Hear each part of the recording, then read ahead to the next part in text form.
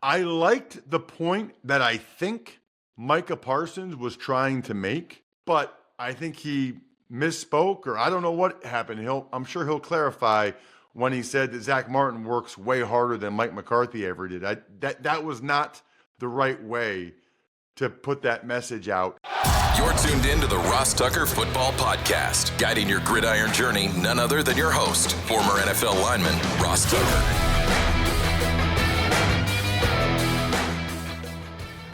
Oh, yeah, it is. But it's not just any Ross Tucker Football Podcast. It is a Power Rankings Tuesday, presented, of course, by DraftKings. I'm Ross Tucker, former NFL offensive lineman, 5 teams, 7 years. Those of you that check us out on DK Network or youtube.com/Ross Tucker NFL can see the helmets, the game balls. That was a long time ago now at this point, but I love that I got a chance to play for a while. Help me get these broadcasting gigs. How about this week, Thursday night, Commanders, Eagles, Westwood One, national radio. If you're driving around during that game Thursday night, or you can listen to the stream online if you prefer over the television broadcast in terms of the audio. And then Sunday, Raiders at the Dolphins for CBS. Big win for the Dolphins last night. We'll get to that momentarily. They actually looked pretty good last night. Who knows what the Dolphins could get done moving forward. We'll have winners on Friday, somebody that engages with @RossTuckerPod on any platform, TikTok, Facebook, Instagram, Twitter, or @RossTuckerNFL. Someone that takes advantage of any of the sponsors like WestShoreHome.com/Ross or buys one of those awesome gifts for the holidays from future fans. YouTube shout out, youtube.com/RossTuckerNFL. Make sure you subscribe, make a comment, and then you get a great chance to win a customized, personalized video from me to you or whoever you want it to be for. It's Big Show time. The Big Show. All right, Ross, Miami, their playoff hopes are still alive after a 23-15 must-win game against the Rams. Yeah, they needed that badly, and they got it. The Monday Night Football recap is presented by Labatt Blue Light. Drink Labatt Blue Lights with your friends. Live life to the power of we. Always enjoy responsibly. Beer, Labatt USA, Buffalo, New York. I did have 2 of those bad boys last night. Watching the Dolphins, I thought, Jack, really control the game, control the action. As big of a win as it was for the Dolphins to kind of keep their playoff hopes alive, that's how bad it was for the Rams. And there's a lot to get into in terms of the game, but I would say the thing that jumped out to me the most, the Dolphins' D-line whipped the Rams' offensive line. And what's interesting about that, Jack, is the Rams had a lot of guys they brought back for this game.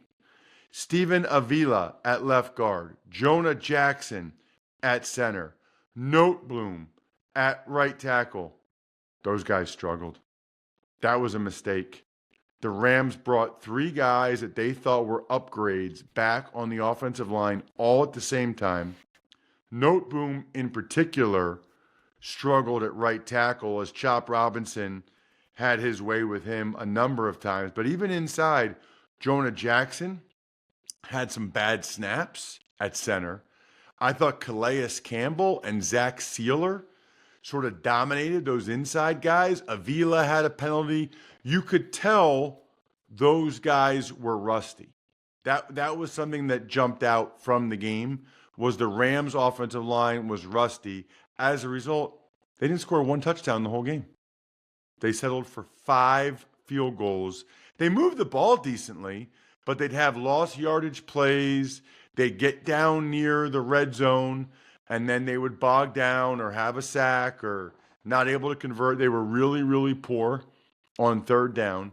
Stafford was constantly under pressure. I mean, Puka Nacua, Cooper Kupp still had decent nights for the fantasy folks out there, but that was about it. On the other side, the Dolphins made a couple of critical plays down near the red zone when they needed to. Jonnu Smith had an awesome catch and run. Malik Washington on the reverse was escorted into the goal line. So the Dolphins actually scored 2 touchdowns. And their kicker, Jason Sanders, was nails, as he normally is. It's funny because Tyreek Hill ended up playing through a torn ligament in his wrist, which was interesting. And then the other thing I would say is that, you know, Tua was a mixed bag extending plays. He's typically at his best when he gets the ball out of his hands quickly. There were a couple sacks he took that I thought were really bad sacks that he should not have taken, but he also made several big time plays when he extended the play, which I thought were gigantic. I mean, absolutely gigantic for the Dolphins in this game. It's probably the biggest reason why they ended up winning the game was Tua extending several of those plays. Even the first touchdown was an extended play to Jalen Waddle, which got them, down near the goal line for the touchdown. So it was really the D-line and Tua that I thought were the biggest differences in the game for the Dolphins. To get a win they had to have to keep their playoff hopes alive, and a loss for the Rams that really sets them back now when you look at the Cardinals and the Niners in their division. All right, it is your last chance to take advantage of this awesome contest via my friends over at Smirnoff, the world's #1 vodka and an official vodka partner of the NFL. They are giving fans in select areas of the country a chance to win the ultimate game day experience, from tickets to sideline passes and so much more. Just head to WeDoGameDays.com until November 15th, that's this week, to enter your chance to win. Please drink responsibly. Smirnoff number 21 vodka, distilled from grain, 40% alcohol by volume. The Smirnoff Company, New York, New York. Please do not share with anyone under legal drinking age. No purchase necessary. 21 plus. Ends 11/15/24. See rules at website for participating area and other important details. Sponsored by Diageo Americas Incorporated, New York, New York. Again, go to WeDoGameDays.com. Smirnoff, We Do Game Days. It's time for the all-important Power Rankings. The worst team in the history of the NFL is... All right, Ross, we're going to kick off the power rankings, 32nd being the New York Giants. And the Giants are already, this week, Brian Daboll had said they're still evaluating the quarterback position. Mark my words, 99% of the time, when a coach declines to name who the starting quarterback is or says they are evaluating, that usually means, like 95 to 99% of the time, they're moving on. They're making a change. That likely means Drew Lock time. I don't really know what that does. I don't think he's any better than Daniel Jones. I don't think it helps him win games. But Daniel Jones has a significant injury guarantee if he can't pass a physical in March. So the Giants will very likely put him on the bench now because they don't want that injury guarantee to kick in, especially when they know this is absolutely now a lost season. And frankly, Drew Lock's probably worse than Daniel Jones, so it gives the Giants a better chance to lose, if that makes sense. So they'll have a higher draft pick. Hard to believe with some of the good players they have on that team and some of the improvement they've made that they're still that bad. I mean, the defense does a lot of good things. The offensive line's clearly better, and yet here we are. Another team flip-flopping quarterbacks, the Tennessee Titans at 31. Right. It's been back and forth between Mason Rudolph and Levis. Thought Levis did some positive things. They're another one, Jack. They're like #1 in some categories defensively. You know how hard it is to be #1 in some categories defensively and still be 31st in my power rankings? I mean, that is not easy to do, but somehow the Titans have pulled it off. 30th, the Raiders. The Raiders. So the Raiders made a bunch of changes to the offensive coaching staff, which we'll see how that unfolds on Sunday. I am, of course, calling that game for CBS, Raiders at the Dolphins. Dolphins will be coming to that one with momentum, but they got a short week. So we'll see if the offensive changes, bringing in North Turner, Scott Turner as the OC, make any difference for the Raiders in the second half of the year coming out of the bye. 29th is the Cleveland Browns. The Browns also had a bye. The Browns also will be sticking with their quarterback, Jameis Winston, according to Kevin Stefanski, coming out of the bye. I think that's the right move because he was really good against the Ravens, and you only gave him 2 games.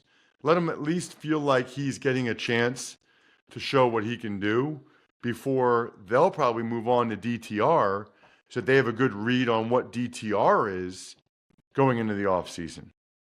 Team that did not have a bye is the Jaguars at 28. So the Jaguars, they're not a terrible team. I mean, let's be honest, all these teams. I'm going to write about this, Jack, in my column for the 33rd team this week, but all these teams, it's crazy how many teams going into week 11 have two or three wins. I mean, week 11, 2 or 3 wins. That is rough. Jaguars are one of them. They, again, have some good players.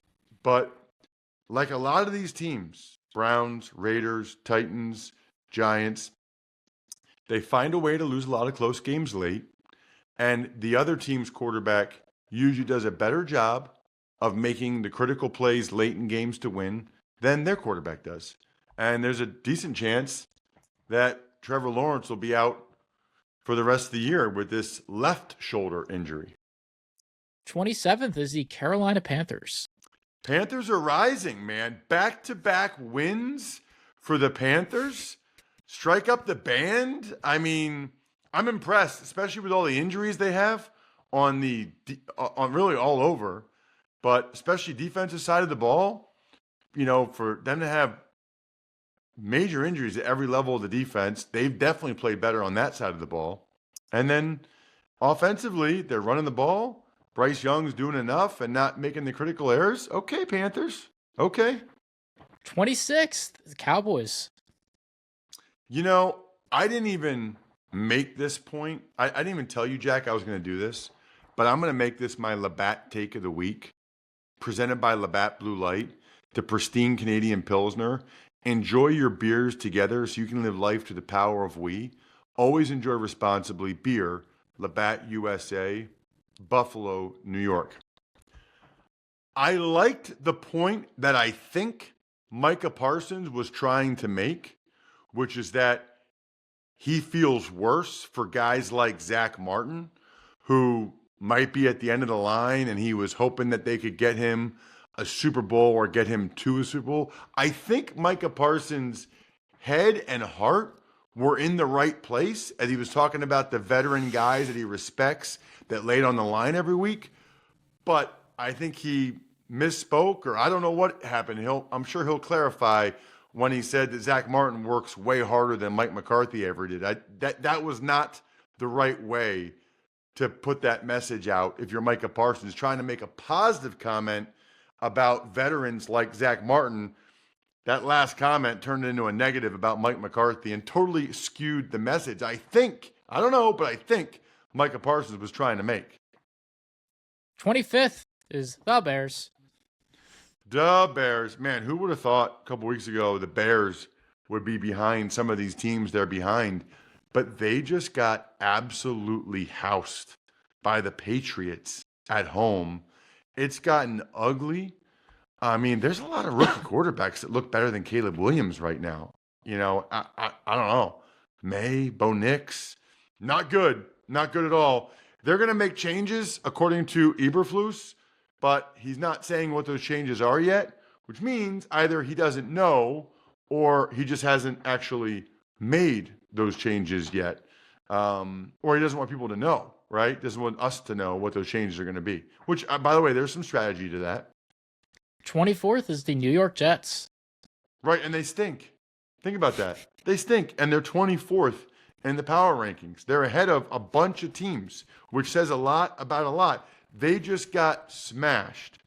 Mark my words on this one. I might have said this yesterday, Jack.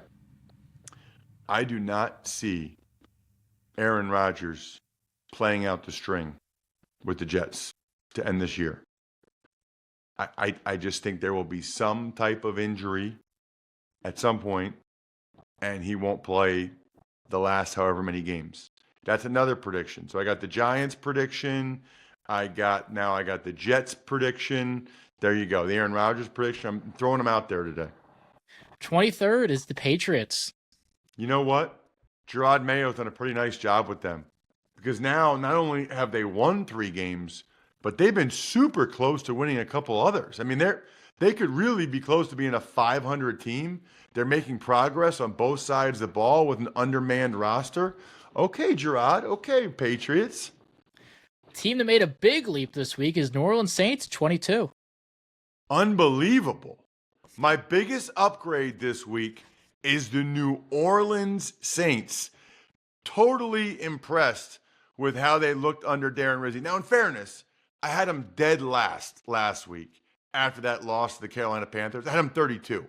Now, Derek Carr looked better. They got some plays out of MVS.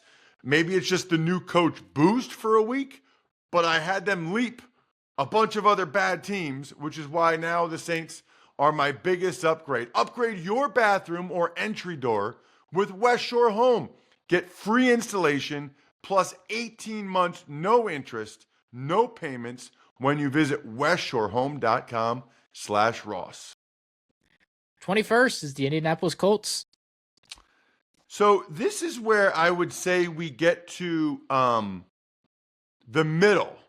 There's not a big middle. There's a lot of bad. There's a decent amount of good.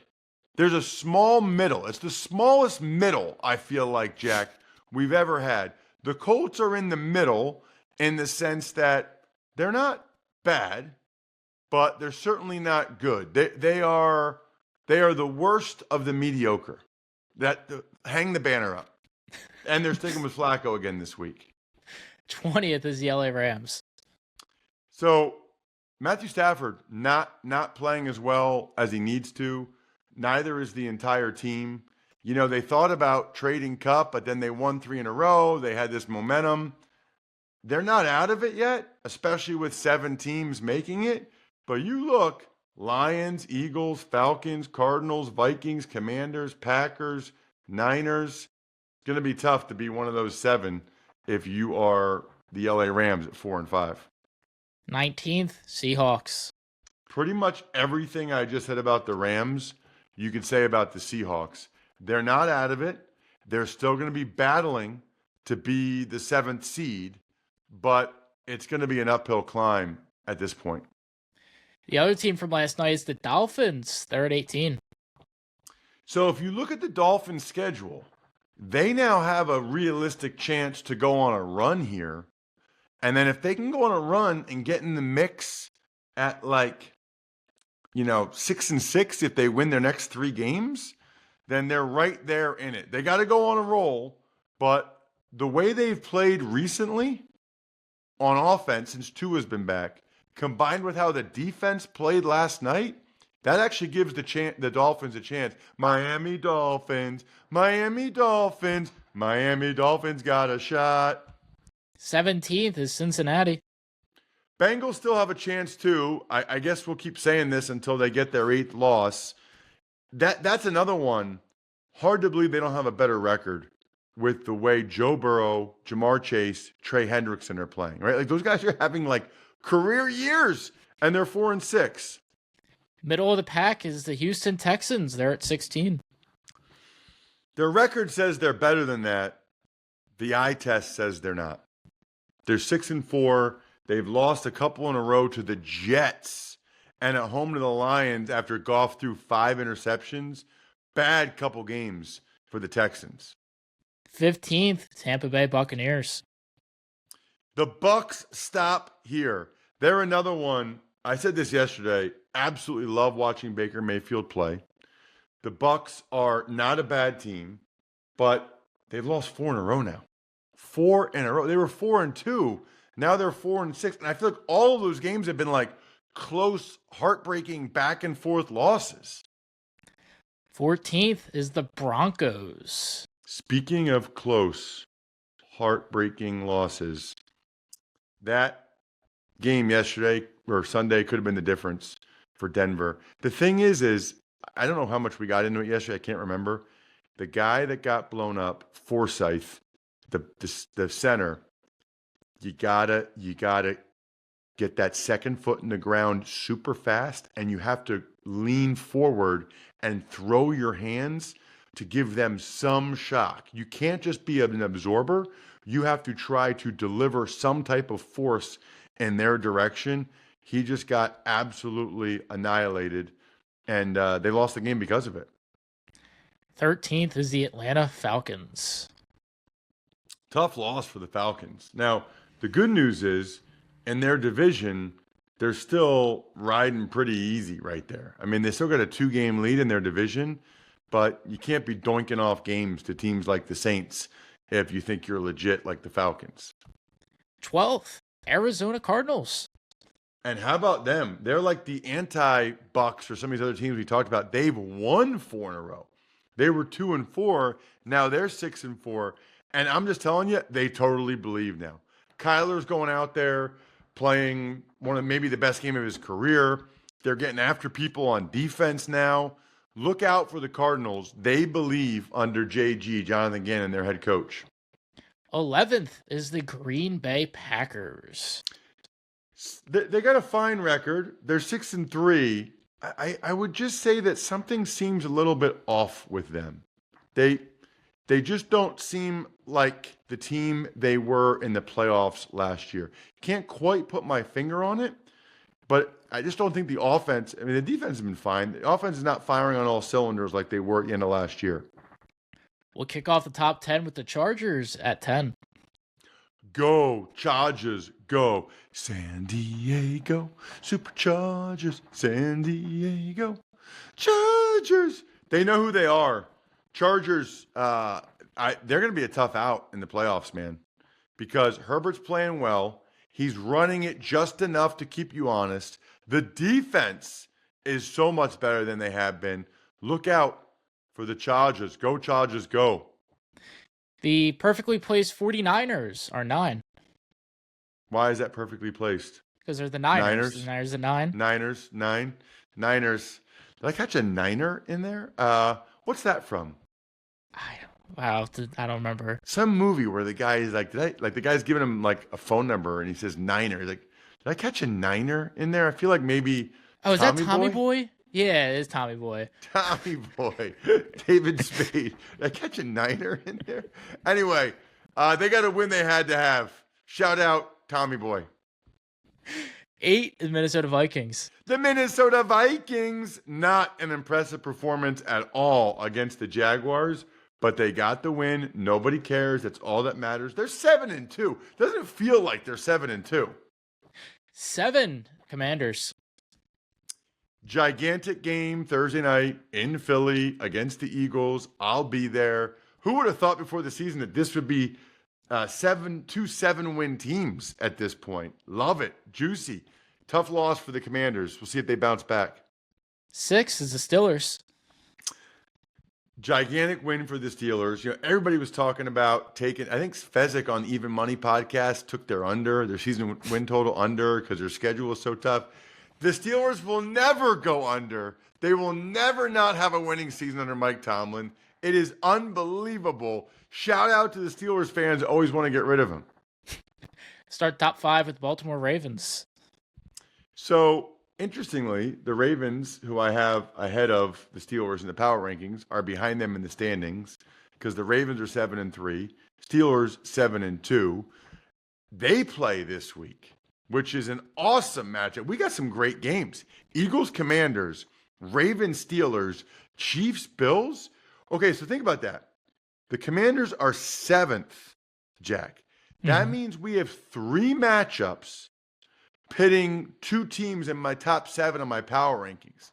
That, never happens. That's awesome. 4th, the just mentioned Philadelphia Eagles. E-A-G-L-E-S, Eagles. You know, I might have said this yesterday, Jack.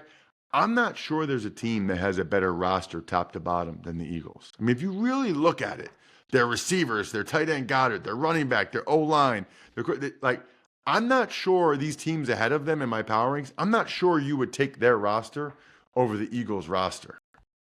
3rd, Buffalo Bills. You know what's going to happen, right? The Bills are going to beat the Chiefs in this game in the regular season. There's going to be a rematch in the postseason, and the Chiefs are going to win. That's my third prediction of the day, because they're playing in Buffalo. Those fans are going to go ape. You know what? The Chiefs are finally going to lose, and everybody's going to be celebrating or whatever, and it's going to ultimately probably mean very little when they play against each other. Like, I'd almost feel better about the Bills' chances in the playoffs against the Chiefs if they lose this regular season match, if that makes any sense. Second, Detroit Lions. Did I just call it a match? I don't recall. I called it a match. I think probably a matchup. If I call it a match, it sounds like it's soccer. You can't say if they win this match for American football. It's win this matchup. Match is like like tennis, right? What else is a match? Polo, tennis, soccer. You just say polo? Anyway, Lions, I can't believe they won that game. That was huge, though, to keep their distance over the Packers and Vikings in the division. They need it. That was a gigantic win for the Lions to win the division. Ross's number one team, which is totally meaningless, but it's fun and will get many of you incredibly annoyed, is... And a shocking stunner, number one, the Kansas City Chiefs. The entire season. They've been number one the entire season so far. I don't really envision that changing unless they lose to the Bills, in which case I'll probably drop them, but still maybe not, because the Chiefs is the Chiefs, and that'll do it. Make sure you check out Even Money Podcast Day. It's awesome. I think we're done here. Thanks for tuning in to the Ross Tucker Football Podcast. Make sure to also check out Even Money, Fantasy Feast, and College Draft, all on the DraftKings Network, YouTube, or subscribe to the podcast on your favorite platform. Shout out myfrontpagestory.com. Have you gotten any holiday gifts yet? Have you even started thinking about it or looking? Do yourself a favor and look at myfrontpagestory.com before you go ahead and do anything else. Backofficescheduler.com, humanheadnyc.com, Sporticulture, Pizza Boy Brewing.